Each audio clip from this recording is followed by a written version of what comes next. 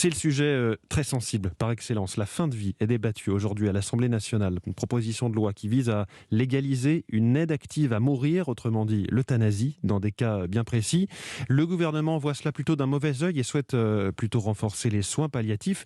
Sauf qu'aujourd'hui, un hôpital sur 4 en France n'en dispose pas. Pierre Herbulot.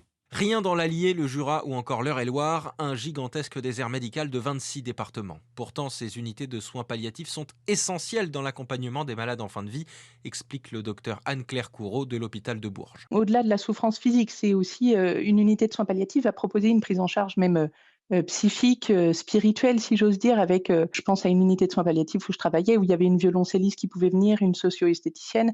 Et globalement, ce qu'on ressent aussi, c'est que les patients devant la mort ont un sentiment de solitude et que c'est ce soin relationnel presque dans un cocon dont ils ont besoin. À Bourges, il n'y a pas de service de soins palliatifs, ni d'ailleurs dans le reste du département du Cher.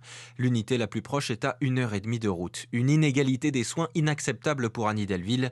Elle est à la tête d'une association d'accompagnement des malades. La médecine, elle est à plusieurs vitesses quand on parle de soins palliatifs, quoi. Mais bon, c'est une histoire de formation de médecins, c'est une histoire d'argent, inévitablement. Justement, le gouvernement promet un budget renforcé, plus de formation et un accès simplifié au midazolam, un sédatif, dans son nouveau plan de développement des soins palliatifs.